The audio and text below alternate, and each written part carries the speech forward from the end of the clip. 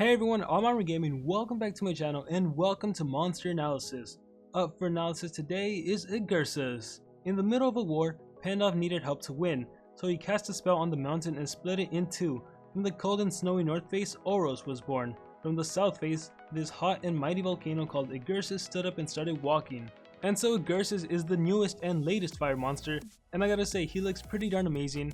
Yes, like many people have been saying, he's basically Oros' brother, and if many of you know Oros is an amazing tank, and Igursus is really no different. As of the time recording this video, these are the current fire monsters released. There's 23 of them, and thus I am going to be comparing Igursus with the rest of them, but I'm also going to be referencing how good he is compared to all the other legendary monsters currently in the game. And thus, starting off with a power of 3,465, this puts Igursus tied for 10th place, and although 10th place may not seem like a high power, it actually is a pretty high power. It just so happens that in the fire category, there are so many fire monsters that have a power of over 3,500. Still, 3,465 is nothing to be ashamed of, especially when we take a look at his life. 42,525. This is the highest life of all fire monsters, and more importantly, this is the highest life of every single legendary monster currently released. It's actually such a high life that it beats Oros' life, who was the previous monster with the highest life, by 2,413 points. So this monster is it. He's the tankiest of tanks. And unfortunately, as is the case with many tanks, he is incredibly slow.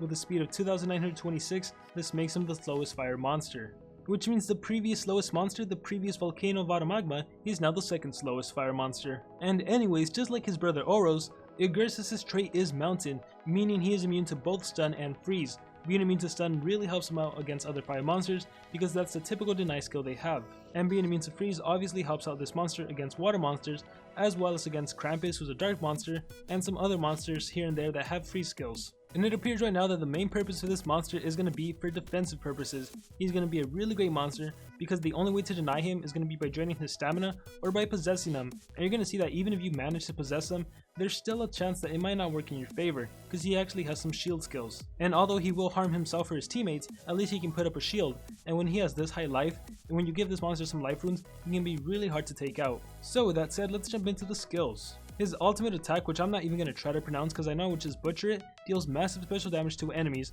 applies burning and quicksand to all enemies. Now massive special damage here actually means 50, so I wouldn't say it's massive, but it deals 50 special base damage to all of the enemy monsters, and the cool thing is that it applies two effects, two DOTs, burning and quicksand. So together burning and quicksand will take away 30% of the enemy's life on that first turn, meaning that if this skill just manages to take away 70% of their life, on the next turn, they're gonna die because of burning and quicksand. And even if they don't happen to die right away, keep in mind burning lasts for 3 turns, quicksand lasts for 4 turns, which means over the course of the times they have burning and quicksand, they are gonna be defeated. And just keep in mind that typically fire monsters tend to be immune to burning, so you won't always land the burning, but currently no one in the game is immune to quicksand, so all in all, this is definitely a really great ultimate attack. Moving on to his actual skills though, in skills group 1 there's only one skill I want to talk about, Mauna Loa. This skill deals moderate special damage and it gives a 30% shield to itself and it requires a cooldown. And so this skill deals 30 special base damage to a single monster, it costs 26 stamina, it has a 1 turn cooldown, but the main reason this skill might be worth running is just because of that small shield. Like I said earlier, this monster is mainly going to be used for defensive purposes. When you put a monster for defense, you want to make it as AI proof as possible. You want to make it so that no matter what the computer does, no matter what skill they choose, it's going to benefit you somehow.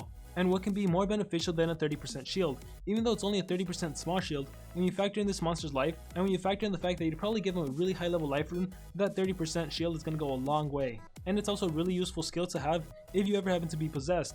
Because yes, even though you'd still hit your ally or yourself, you're only going to deal 30 damage. And the plus side is you'd get a 30% shield, so it's somewhat anti-possession. It's obviously not fully anti-possession, but it still can help you out. So I would definitely recommend running this skill, especially for high level players, because as you start to rank up your monster, that's when the life really starts to scale and you can take full advantage of it. And if you're running to use this monster mostly for offensive purposes, then in that case you probably don't need this skill, because if you're going for offense you could probably give him a life rune, a speed rune, and a strength rune. Or maybe you could even do without the life rune if it's purely for offensive purposes, in which case that 30 damage is not what you're after. But again, I really feel like this monster is more so meant for defense than for offense. And next up in skills group 2 we have Pakaya. Deals moderate fire damage to all enemies, may burn on targets, requires cooldown. So this is a pretty cool attack. It deals 45 fire base damage, it's an AoE, which means it targets all of the enemy monsters, it costs 37 stamina, it has a 2 turn cooldown, and it applies burning. And so this skill is obviously pretty straightforward. I would definitely recommend running this skill, especially on the defensive build, because once again, on defense you just want to make it as AI proof as possible. And what can be better than applying AoE burning on all of the enemy monsters? The damage output doesn't really matter too much, especially depending on the kind of runes you run. For example, if you just give them a life rune and a speed rune and a team speed rune, you're obviously not going after damage output, in which case you're after the AoE burning. So definitely use this skill if you're going for a defensive monster. And even on an offensive build, this skill can really help you out, because it's 45 damage, he has a pretty high base power to begin with, and with the addition of a strength rune, this skill can seriously deal some damage. Next up is Igursus, deals heavy fire damage main burn target. This skill targets a single enemy dealing 55 damage, it costs 31 stamina and it has no cooldown, and it's just a basic burning skill. I really don't see much of a reason to run this skill, so I'm gonna skip it entirely.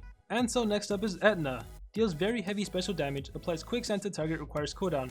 So here we have a special based attack that targets a single enemy, it deals 65 damage, costs 31 stamina, and it only has a 1 turn cooldown, a DLT that no monster is immune to. And so this skill is really great for several reasons, the first of which, the damage output. 65 is a really powerful attack. Second of all, it deals special based damage as opposed to fire based damage, which means if you're going up against fire monsters, you don't have to worry about dealing reduced damage. And third of all, obviously, quicksand. No one is immune to it, it's essentially burning. So many fire monsters are immune to burning, that doesn't matter because you're going to be applying quicksand. And so once again, this is pretty much an example of a skill that's AI proof, because it doesn't matter what skill Igursus does against the enemy monster, it's still going to be dealing a hefty amount of damage and it's going to be applying quicksand. I would definitely recommend running this skill. And on to skills group 3 we go, There. Deals massive fire damage, requires cooldown. This skill targets a single enemy and it deals 70 fire based damage. 70, that is insane, that is definitely massive, not like his special base that only deals 50 damage. Anyways, it costs 28 stamina and it has a 2 turn cooldown. And so obviously this skill is great in terms of damage output, but it really depends on what kind of build you're going for if you want to decide to run this skill or not to run this skill. If you're going for an offensive monster, you probably do want the 70 damage because it's really powerful. If you're going for defense, that's when it depends, because if you put your monster on defense without any strength runes, then he probably isn't going to benefit too much from this attack. I really feel that you're better with the AoE burning or with the special based attack that applies quicksand. Even though the damage output is greater with this, that quicksand over time will really add up. And not to mention, this is a fire based attack, so against fire monsters, it's basically going to be dealing 35 damage. However, if you were to make a defensive Igursus with maybe 2 strength runes, then maybe an argument can be made for running this skill, because then it's really going to be powerful, and you can potentially one-hit an enemy monster. It would obviously depend on the kind of runes you actually put on him, they'd have to be really high level runes. And so once again, this skill is definitely great, it's definitely powerful, but personally I can't recommend it. But at the end of the day, it would really just come down to the kind of build you're making, the kind of runes you're giving them, whether or not you think he can take out the enemy in one hit. There's just too many factors to consider. Overall though, for the majority of people, I'd probably say you can stay away from this skill. And I know that may be very difficult because 70 damage is just so massive, but that's going to be my overall recommendation. Next up we have Vesuvius. Ally will receive all single target attacks, ally will reflect all attacks except physical ones, requires cooldown. Also, here we have a self skill, and this skill basically makes him like he's immune to possession, but actually this is probably the skill you'd want to start off most of your games. It costs 28 stamina, it has a 3 turn cooldown, and you gain protection and mirror. Now unfortunately, mirror only lasts for 1 turn. If it would have landed for 2 turns, this could have been even more amazing. And you get protection, which does last for 2 turns. So basically for the next 2 turns, you're going to be receiving all the hits from the enemies, but for the next turn, you're going to be reflecting whatever attack you receive. And because of mirror, because of the fact that he's going to be reflecting attacks, I highly recommend putting a strength rune on him. That way the attacks he reflects can actually be more powerful. And considering that this monster is meant to be a tank, this is definitely a must-have skill. And last but not least, in skills group 3, we have Krakatoa. Deals very heavy fire damage, gives a 50% shield to itself, requires cooldown. So here we have a fire-based attack that deals 60 damage, it costs 30 stamina, has a 3 turn cooldown, and it gives your monster a big shield, a 50% shield. Once again, considering you're a tank, this is definitely a must-have skill, especially for defense as well as for offense. And as you can see with this monster, there's so many different valid possible skills you could run on him. We pretty much have all of skills group 3, although I personally aren't recommending the 70 damage fire-based attack so much.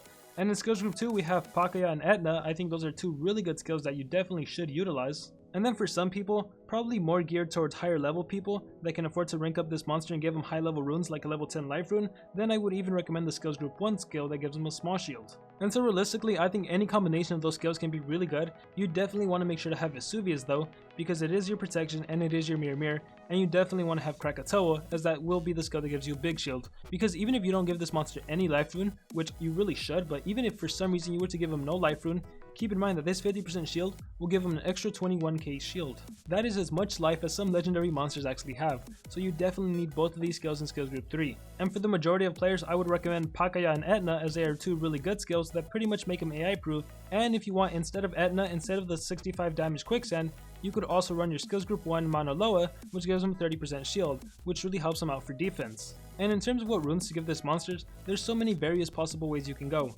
For the majority of people, I think I would recommend 1 strength rune, 1 life rune, and 1 speed rune. You want to give this monster a strength rune to maximize his powerful skills, because he really does have a lot of them, and also if he ever gets attacked and he has Mirror on, he can reflect more damage. You obviously want to give this monster a life rune to bank on that high life stat, and you want to give him a speed rune because he's incredibly slow. And once you go in the higher tiers, once monsters are running 3 speed runes, it's quite possible that they can outspeed your monster to the point that they get 2 turns in before you get 1 turn in. And just a really quick explanation, the way it works, if a monster has double the speed you have, they're gonna get 2 turns in. So you definitely don't want that to happen to you, and so you can easily stop that just by giving this monster a speed rune. You could also give this monster a team speed rune, especially if you're not really facing players with really high level runes and you yourself don't have high level runes. I'd imagine your average player that has like level 4, 5, 6 runes, you can probably get away with a team speed rune, and heck, some of you that are level 5 runes or below, you might be able to get away with no speed runes whatsoever. But even then, I would still recommend a speed rune as it would help you out in the long run. And I really don't know what to say other than wow, this is definitely a beast of a tank. And with that being said, that is going to conclude this analysis. Now this is the part where I want to hear from all of you guys, because it's been quite a while before we've had a really interesting unique monster. So I'm really curious to hear from all of you guys. What do you guys think about this monster? Do you think he's good? Do you think he's not so good? How do you think he compares as a tank? Do you think he's a good fire tank?